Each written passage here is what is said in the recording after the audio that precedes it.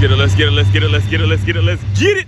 Aswand Cruickshank, your one and only Move Swiftly speaker, checking in for a daily Move Swiftly thought, giving you a perspective on teamwork that you will not get anywhere else.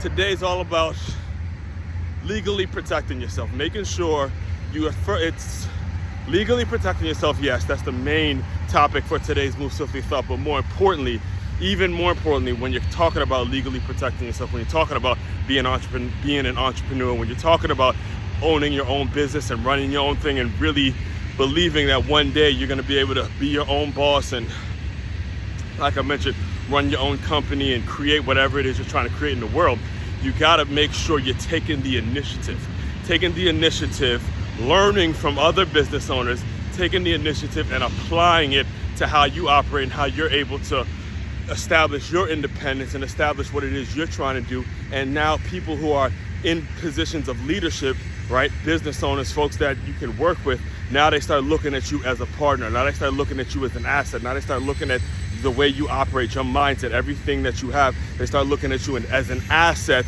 not a liability, right? Just like what was said in Robert Kiyosaki's book, or the famous book, one of my favorite books, Rich Dad Poor Dad, in regards to making sure it's investing in assets, not liabilities. All right. So recently, there was a situation that has me thinking that required me to do all of that.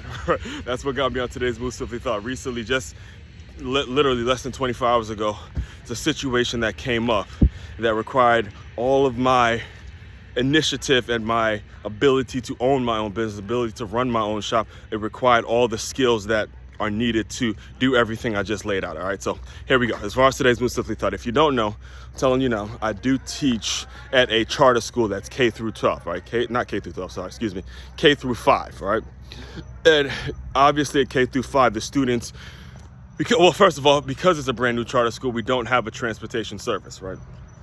Which is something I'm hoping will change sooner than later, understanding and getting to know the parents and what they have to go through in regards to picking their kids up and dropping them off and all that. Hopefully that will change. But at the moment of me recording this, we do not have a transportation service. And there's a situation where there is a 5th grader who has a difficult time getting to school. So we have one of the other employees who helps out, picks her, I guess, they know the family, know the mom or whatever, and she was picking her up for a while, and they got to a situation in which there's some mornings where she just can't do it. She has to be at work. Obviously life gets in the way. Some mornings she can't do it. So one day I offered I have a pretty reliable form of transportation. I had to be there in the morning as well. So I said, hey, if you ever need me to go pick her up or whatever, I got you. And, she took me up on the offer. So there have been some mornings where I'll go pick her up, drop her to school. We ride into school together or whatever. And what happened was, apparently there was a meeting yesterday where it came up, and the owner of the school had to address the situation because, you just never know. As the business owner, he can protect, and this is what he told me. This is kind of the feedback I got from the meeting. I wasn't in the meeting, but I got brought up, the situation got brought up, and I got brought up in terms of picking her up and, if it was okay, things of that nature, right? So what the owner of the school told me was, hey, look, I could protect you. I could protect you when you're on this campus. But, let's say, God forbid something happens in which, the mother says, hey, I dropped off here. And, next thing you know, she's somewhere in Australia somewhere. She's basically giving you the child without any, she's trusting you to take her child to school. And, you can be liable. You can be in a situation where you're not protected or something happens to the child throughout that time and you're not protected and the mother can sue you. Again, working with kids, there's all sorts of legal ramifications, just all sorts of things that can go wrong that you just don't want to think about more than one. So once we had that conversation, I thought to myself, I'm like, okay, I'm a business owner. Here's what I'll do. I'll just create a permission slip and send it to the mom and have her sign it. So that's exactly what I did. Just last night, I wrote up a permission slip, just basically documenting, hey, I'm granting permission. I made sure the mother's name, the spelling of the mother's name was correct.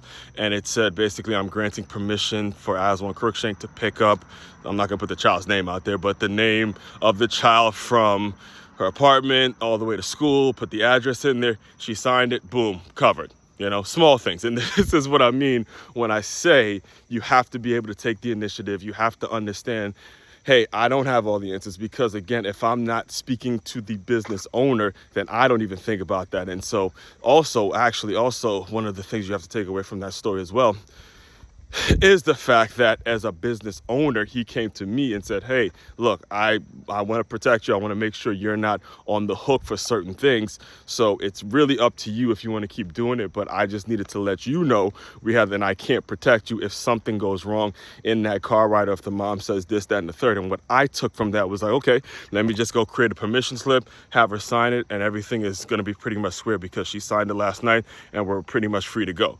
These are the things that you have to do when it comes to protecting yourself in business, all right? Protecting yourself in business, protecting yourself legally, and like I said, taking the initiative without someone telling you to do this, without someone telling you directly to do it, but indirectly to make sure you protect yourself, make sure you're doing these things, especially when you run into business. Because again, as I continue to think about it from his lens, from the business owner's lens, I was like, man, you know, you're right. These things can happen. Obviously, you know, it's not likely, but again, it's not going to hurt to protect yourself, all right? Main website to check out to dive deeper into all my work, makeyourmove.com. That's MakeYamove.com. One-stop shop for all your teamwork and your self-development needs. Aswand Cruickshank, your one and only Move Swiftly speaker, checking out. You guys continue to move swiftly. We will talk more soon.